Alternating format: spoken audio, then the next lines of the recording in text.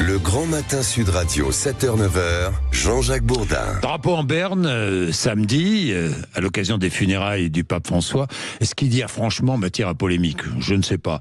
Emmanuel, vous êtes à Suresnes. Oui. Bonjour Emmanuel. Bonjour. Bonjour, vous êtes catholique Emmanuel. Oui. Bon, il y a matière à polémique ou pas? Bon, écoutez, il y a d'autant moins matière à polémique quand même.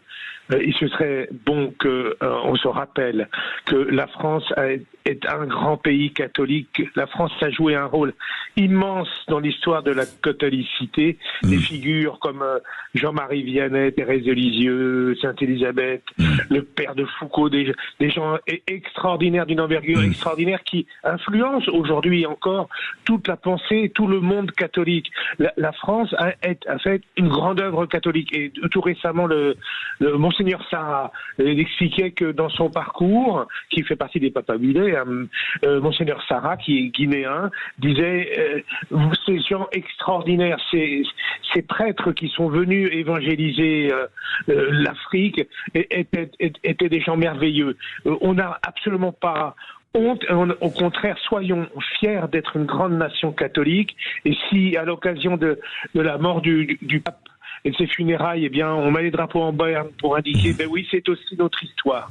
L'histoire de la papauté, l'histoire du christianisme, c'est en plein notre histoire, donc naturellement, on est ému. Voilà. Voilà. Et vous comprenez fort bien cette décision du président de la République ça. D'ailleurs, ça a été fait en 2005, hein, à l'occasion de. Oui, bah, bien sûr.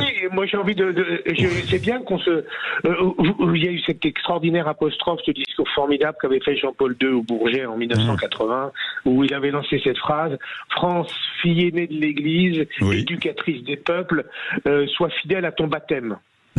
Moi, je pense que, en plus, tout ce qui a été dit sur le pape François qui n'aimait pas la France, je suis pas tout à fait d'accord avec ça.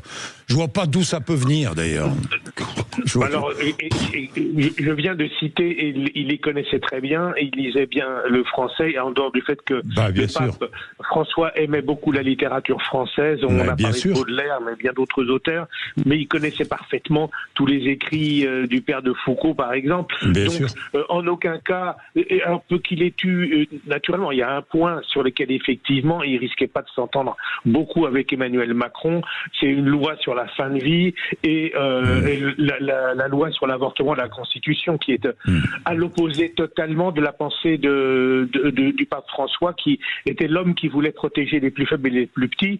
C'est donc, a fortiori, ceux qui sont proches de la mort ou encore plus les enfants à naître. Donc sur ce plan-là, on risquait pas d'avoir le pape François marchant dans le sens d'Emmanuel Macron. Mais en ce qui concerne la France, son histoire et les Français en général, le pape François a dit énormément de choses. Enfin, on n'a pas le temps de le faire là maintenant, mais je peux vous servir des chapitres entiers où il disait du bien de la France. Bien, merci beaucoup Emmanuel, merci.